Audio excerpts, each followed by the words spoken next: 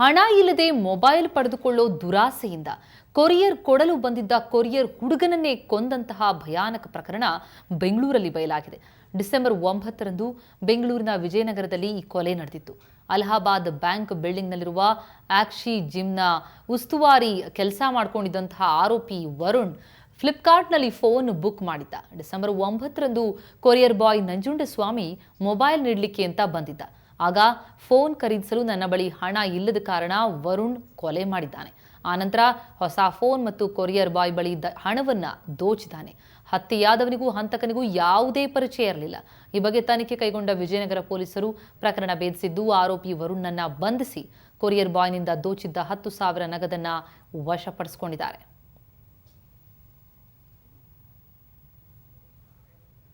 ಈ ಕುರಿತು ಇನ್ನಷ್ಟು ಮಾಹಿತಿಯನ್ನು ನೀಡಲಿಕ್ಕೆ ನಮ್ಮ ಪ್ರತಿನಿಧಿ ಅಭಿಷೇಕ್ ಈಗ ನಮ್ಮೊಂದಿಗೆ ದೂರವಾಣಿ ಸಂಪರ್ಕದಲ್ಲಿದ್ದಾರೆ. ಅಭಿಷೇಕ್, ನಿಜಕ್ಕೂ ಈ ಪ್ರಕರಣ ಬಹಳ ಅಚ್ಚರಿ ಮೂಡಿಸುತ್ತೆ, ಆಘಾತಕಾರಿ ಕೂಡ. ಕೊರಿಯರ್ ಬಾಯ್ನನ್ನ ಕೇವಲ 10,000 ರೂಪಾಯಿ ಒಂದು ಮೊಬೈಲ್ಗಾಗಿ ಕೊಂದ್ಬಿಟ್ನಾ?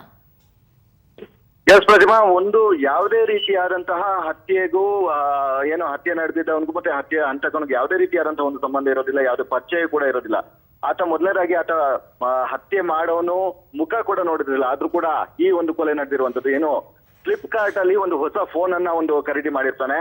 ಆ ಖರೀದಿ ಮಾಡೋ ಸಂದರ್ಭದಲ್ಲಿ, ಡೆಲಿವರಿ ಕೊಡುವಂತಹ ಸಂದರ್ಭದಲ್ಲಿ ಆತನ ಬಳಿ ಹಣ ಇಲ್ಲ ಅನ್ನೋ ಕಾರಣದಿಂದಾಗಿ ಈತನ ಒಂದು ಕೆಳಗಡೆ ಕರ್ತಿ ಕೊಂದಿರುವಂತದ್ದು. ಮತ್ತೆ ಈಗಾಗಲೇ ಆತನ ಬಳಿ ಇದ್ದಂತಹ ಹಣ, 10,000 ಹಣ ಮತ್ತೆ ಈತ ಬುಕ್ ಮಾಡಿದಂತಹ ಮೊಬೈಲ್ ಏನಿದೆ ಅದೆಲ್ಲವನ್ನು ಕೂಡ ವರುಣ್ ದೋಚಿರುವಂತದ್ದು. ಮತ್ತೆ ಈಗಾಗಲೇ ಅಲಹಾಬಾದ್ ಅಲ್ಲಿ ಆಕ್ಸಿ ಟ್ರೈನರ್ ಆಗಿ ಕೆಲಸವನ್ನ ಮಾಡ್ತಾ ಇರ್ತಾನೆ.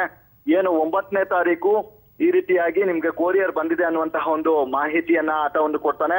ಕೊಟ್ಟ ಬಳಿಕವಷ್ಟೇ ಅಲ್ಲಿ ಸಂಭಾಷಣೆ ಮುಕ್ತವಾಗಿರುವಂತದ್ದು. ಅದಾದ ಬಳಿಕ ಅದೊಂದು ಮೊಬೈಲ್ ಸ್ವಿಚ್ ಆಫ್ ಆಗಿರುವಂತದ್ದು. ಈ ನಿಟ್ಟಿನಲ್ಲಿ ನಂಜುಂಡಸ್ವಾಮಿ ಮಿಸ್ಸಿಂಗ್ ಆಗಿದ್ದಾನೆ ಅನ್ನುವಂತಹ ದೂರು ಕೂಡ ಬ್ಯಾಡರಹಳ್ಳಿ ಪೊಲೀಸ್ ಠಾಣೆಯಲ್ಲಿ ಪ್ರಕರಣ ದಾಖಲಾಗಿತ್ತು. 2 ದಿನಗಳಿಂದಲೂ ಕೂಡ ಆತ ಕಾಣೆಯಾಗಿದ್ದಾನೆ. ಯಾವುದೇ ರೀತಿಯಾದಂತಹ ಮಾಹಿತಿ ಕೂಡ ಆತನ ಸಿಕ್ಕಿರ್ಲಿಲ್ಲ. ಆದ್ರೆ ಅಲಹಾಬಾದ್ ಬ್ಯಾಂಕಿಗೆ ಬಂದಂತಹ ಬ್ಯಾಂಕ್ನ ಸಿಬ್ಬಂದಿಗಳೇನಿದ್ದಾರೆ ಅವರು ಈ ರೀತಿಯಾಗಿ ಶವವನ್ನ ನೋಡಿ ಪೊಲೀಸರಿಗೆ ದೂರನ್ನ ಕೊಟ್ಟಿರುವಂತದ್ದು. ಈ ನಿಟ್ಟಿನಲ್ಲಿ ತನಿಖೆಯನ್ನ ಮುಂದುವರೆಸಿದಾಗ ಇದೊಂದು UDR ಅಂದ್ರೆ ಸ್ವಾಭಾವಿಕ ಸಾವು ಅನ್ನುವಂತಹ ನಿರ್ಧಾರಕ್ಕೂ ಕೂಡ ಪೊಲೀಸರು ಬಂದಿದ್ದು. ಅದಾದ ಬಳಿಕ ಈ ಆತನಲ್ಲಿದ್ದಂತಹ ಮೊಬೈಲ್ ಮಾತುಕತೆ ಮತ್ತೆ ಕಾಲ್ ರೆಕಾರ್ಡಿಂಗ್ ಏನಾಗಿತ್ತು, ಕೊರಿಯರ್ ಬಾಯ್ಗೆ ವರುಣ್ ಕಾಲ್ ಮಾಡಿದ್ದಾನೆ ಅದೆಲ್ಲವನ್ನು ಕೂಡ ಕಾಲ್ ರೆಕಾರ್ಡಿಂಗ್ ಕೂಡ ಇತ್ತು. ಈ ನಿಟ್ಟಿನಲ್ಲಿ ತನಿಖೆಯನ್ನ ಒಳಪಡಿಸಿದಾಗ ಈ ರೀತಿಯಾಗಿ ಹತ್ಯೆ ಆಗಿರುವಂತದ್ದು ತನಿಖೆಯಲ್ಲಿ ಗೊತ್ತಾಗಿರುವಂತದ್ದು. ಸದ್ಯಕ್ಕೆ ವರುಣ್ ಕೂಡ ಬಂಧನ ಆಗಿರುವಂತದ್ದು. ಪ್ರತಿಮಾ, ಅಭಿಷೇಕ್, ಅಂದ್ರೆ ಈ ಘಟನೆ ನಡೆದಿರುವಂತದ್ದು ಆ ಜಿಮ್ನಲ್ಲ, ಎಲ್ಲಿದ್ದ ಆ ಸಂದರ್ಭದಲ್ಲಿ ವರುಣ್ ಎಲ್ಲಿಗೆ ಬಂದ ಕೊರಿಯರ್ ಬಾಯ್ ಅಂತ?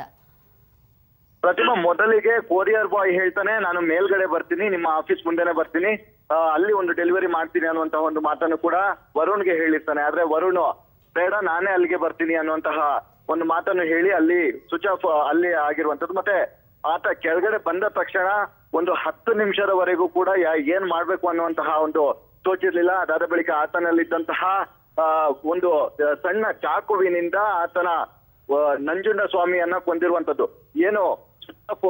ಕೊಂದ ಬಳಿಕ ಆತನಲ್ಲಿದ್ದಂತಹ ಮೊಬೈಲ್ ಮತ್ತೆ ನಂಜುಂಡಸ್ವಾಮಿಯ ಮೊಬೈಲ್ ಅನ್ನು ಕೂಡ ಈ ರೀತಿಯಾಗಿ ದೋಚಿದಾನೆ ಅನ್ನುವಂತಹ ಮಾಹಿತಿಯನ್ನು ಕೂಡ ಸಿಗ್ತಾ ಇರುವಂತದ್ದು. ಅದಾದ ಬಳಿಕ ಆ ಟ್ರೈನರ್ ಆಗಿ ಕೆಲಸ ಮಾಡ್ತಿದ್ದ ಆ ವರುಣ್ ಏನಿದ್ದಾನೆ ಆತ ಕೊಲೆ ನಡೆದ ಬಳಿಕ ಎಸ್ಕೇಪ್ ಆಗಿರುವಂತದ್ದು, ಪರಾರಿ ಆಗಿರುವಂತದ್ದು. ಶವ ಸೆಲ್ಲರ್ ಅಲ್ಲಿ ಇದ್ದ ಕಾರಣದಿಂದಾಗಿ ಯಾವುದೇ ರೀತಿಯಾದಂತಹ ಮಾಹಿತಿ ಸಿಕ್ಕಿರ್ಲಿಲ್ಲ. ಆತ ಅಲ್ಲೊಂದು ಯಾರು ಓಡಾಡದಂತಹ ಜಾಗದಲ್ಲಿ ಆತನನ್ನ ಸೆಲ್ಲರ್ ನಲ್ಲಿ ಕೊಂದು ಅಲ್ಲಿ ಸೆಲ್ಲರ್ ನಲ್ಲಿ ಹಾಕಿರುವಂತದ್ದು. ಅದಾದ ಬಳಿಕ ಸಿಬ್ಬಂದಿಗಳೇನಿದ್ದಾರೆ ಮತ್ತೆ ಸಣ್ಣ ಮಟ್ಟಿನ ಸ್ಮೆಲ್ ಏನಿದೆ ಆ ಸ್ಮೆಲ್ನಿಂದಾಗಿ ಒಂದಷ್ಟು ಜನ ಏನಾದ್ರೂ ಸತ್ತಿರ್ಬಹುದಾ ಅನ್ನುವಂತಹ ನಿಟ್ಟಿನಲ್ಲಿ ಅಲ್ಲಿ ಸಿಬ್ಬಂದಿಗಳು ಹುಡುಕ್ದಾಗ ಅಲ್ಲಿ ಶವ ಪತ್ತೆ ಆಗಿರುವಂತದ್ದು. ಪ್ರತಿಮಾ, ಥ್ಯಾಂಕ್ ಯು ಅಭಿಷೇಕ್ ತಮ್ಮೆಲ್ಲ ಮಾಹಿತಿಗೆ.